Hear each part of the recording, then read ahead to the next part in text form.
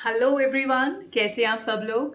So guys, आज मैं अपना चैनल प्रयत्न पे आप लोगों के लिए एक बहुत ही इम्पॉर्टेंट कॉन्सेप्ट लेकर आ रही हूँ। गाइस, चाहे हम जितना मर्जी ग्रामर की प्रैक्टिस कर लें या स्पोकन इंग्लिश की प्रैक्टिस कर लें, लेकिन एक बात जो बहुत ज़्यादा इम्पॉर्टेंट है एंड दैट इज़ कि आपकी प्रेजेंटेशन कैसी है। Right, so in the my presentation it means कि आपकी हैंड राइटिंग कैसी है। क्योंकि अगर आपकी हैंडराइटिंग अप्रोप्रिएट नहीं है तो चाहे जितनी मर्जी नॉलेज आपके पास हो, आपको अपना आपकी हैंडराइटिंग से ही आपकी पहचान होती है। सो गाइस, अगर ऐसे लोग जिनकी हैंडराइटिंग इश्यूज आज तक भी हैं, चाहे आप ग्रेजुएट स्टूडेंट हैं, चाहे आप बहुत एडवांस स्कॉलर जा चुके हैं, या फिर अभी आपने जस्ट रिसेंटली अपने स्टडी साइकिल में पैर रखा है, सो गाइस हैंडराइटिंग बहुत बड़ा रोल अदा करती है। सो गाइस, इस चीज़ के लिए मैं आज आप लोगों के साथ कुछ डिस्कशन करना चाहती हूँ। गाइस, जैसे हैंडराइटिंग एक ऐसी चीज़ है जिसके अंदर आपको एक बात का हमेशा से ध्यान रखना होता है कि जैसे दुनिया में किसी के दो चेहरे एक जैसे नहीं होते, उसी तरीके से हैंडराइटिंग भी हर पर्सन की डिफरेंट होती है। बेसिकली गाइस, आपकी हैंडराइटिंग आपकी पर्सनालिटी को बताता है कि आपकी हैंडराइटिंग कैसी है, आप इन पर्सन खुद कैसे हैं। राइट, सो हमें इस चीज़ का बहुत ज़्यादा ध्यान रखना होता है।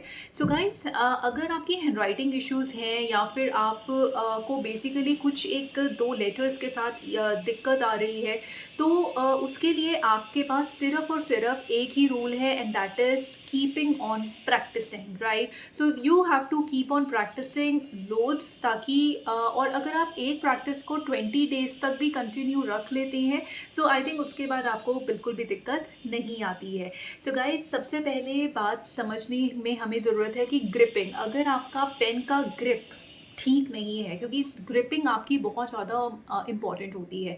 सो गाइस, हमारा ऑफ कोर्स आपका थंब और आपकी जो इंडेक्स फिंगर है, इन दोनों के बीच में आपको पेन को होल्ड करना होता है और आपको ये मेक श्योर करना होता है कि आपकी पेन और आपकी फिंगर्स के बीच में एटलीस्ट 1.5 इंच का फ़र्क हो। राइट, उसके बाद जब आपकी ग्रिपिंग है तो आपका थंब और आपकी इंडेक्स फिंगर जो है वो दोनों बिल्कुल एक दूसरे के ऑपोजिट होनी चाहिए। अगर ये दोनों ऑपोजिट हैं तभी आपका पेन का ग्रिप रहेगा बिल्कुल अप्रोप्रिएट।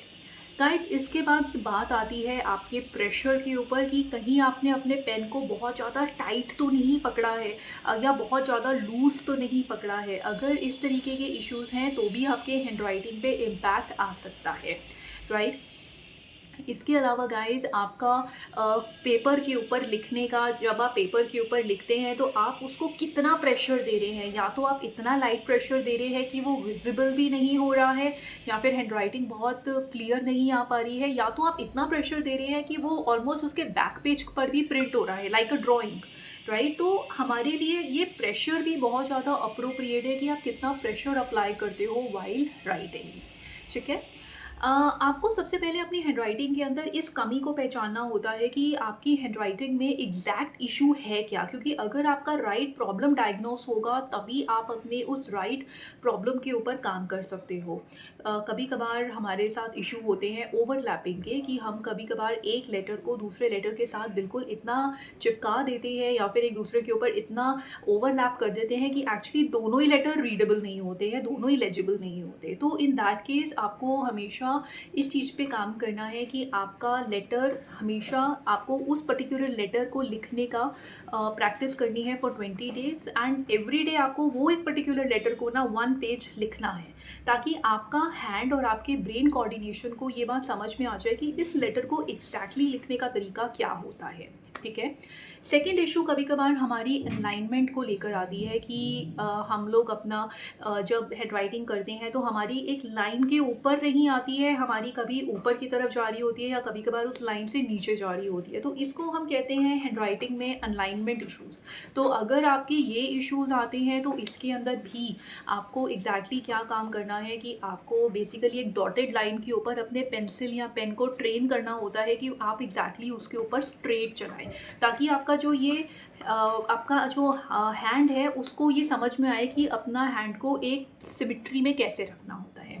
यहाँ तक कि आप अपना चाहे तो कर्वी लाइंस के ऊपर भी अपने पेन को चला सकते हैं, जिससे आपके चीज़ों को समझ में आएगा कि आपको किस तरीके से अपने पेन को होल्ड करना है और चलाना है। ठीक है, तो आपकी और आपके हैंड और पेन का कंट्रोल जो है, आपके मोटर स्किल्स और ज़्यादा डेवलप होते हैं और आपकी होल्डिंग और आपका पेन का जो फाइनल रिजल्ट आ रहा है वो बहुत ज़्यादा अप्रोप्रिएट आता है। ठीक है, इसके अलावा गाइस, अगर आपको लगता है कि अगर आपके दो वर्ड्स के बीच की स्पेसिंग इश्यूज़ है कि एक वर्ड के अंदर लेटर टू लेटर कितना स्पेस होना चाहिए और एक वर्ड टू वर्ड कितना स्पेस होना चाहिए, वो भी चीज़ बहुत मैटर करती है कि आपको अपने आई से इस चीज़ की जजमेंट करनी होती है कि आप अपने वर्ड्स के अंदर कितना स्पेस दे रहे हो, या तो बहुत ज़्यादा स्पेस दे रहे हो या तो बहुत कम स्पेस दे रहे हो। तो इन दोनों केसेस के अंदर प्रॉब्लम है। अगर आपको अपने आंखों से जजमेंट करना होता है, इसको हम स्पेशियल इंटेलिजेंस कहते हैं, कि अगर आप अपने वर्ड्स को जज करते हो कि आपने कितना उनको स्पेस दिया है,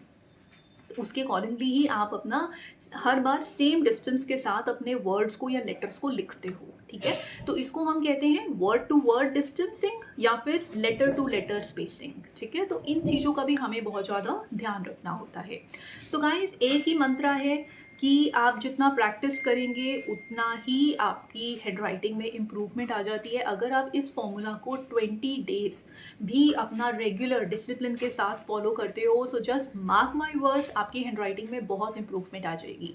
क्योंकि गाइस, हम सबको पता है बच्चों के एग्जाम्स या कॉलेज में एग्जाम्स होते हैं रिटन, बट अगर आपकी हैंडराइटिंग विजिबल नहीं है, लेजिबल नहीं है, तो डेफिनेटली आई बिलीव बहुत ज़्यादा इश्यूज़ आ सकते हैं।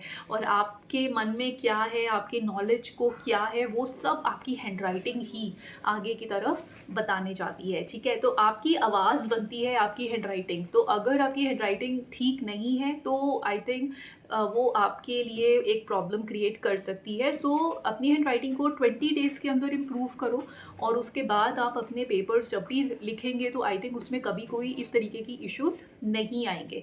आई बिलीव, मैं ये नहीं कहूँगी 100% इम्प्रूवमेंट आ जाएगी, बट एटलीस्ट आपके पेपर के अंदर 40% इम्प्रूवमेंट आएगी। आप उसके ऊपर प्रैक्टिसिंग करते रहेंगे, धीरे धीरे इम्प्रूवमेंट परसेंटेज बढ़ता जाएगा। So this is the only mantra जो आप अगर अपनी हैंडराइटिंग को लेकर अगर फॉलो करते हैं, इन टिप्स को फॉलो करते हैं, आई एम डेफिनेटली श्योर आपके इस चीज़ के अंदर अच्छी खासी इम्प्रूवमेंट आएगी। So just do let me know in the comment section also कि इस फॉर्मूलाज को अप्लाई करने के बाद आप में कितनी इम्प्रूवमेंट आई, and do subscribe to my channel also. So wait for my next video. So मैं आप लोगों के लिए लेकर आऊँगी more tips, more on grammar, and definitely ये वो स्किल्स हैं जो आपके सारी नॉलेज को एक्सप्लेन करने में हेल्पफुल रहते हैं। ठीक है, so just that for today. So let's meet on to the next video. Thank you so much.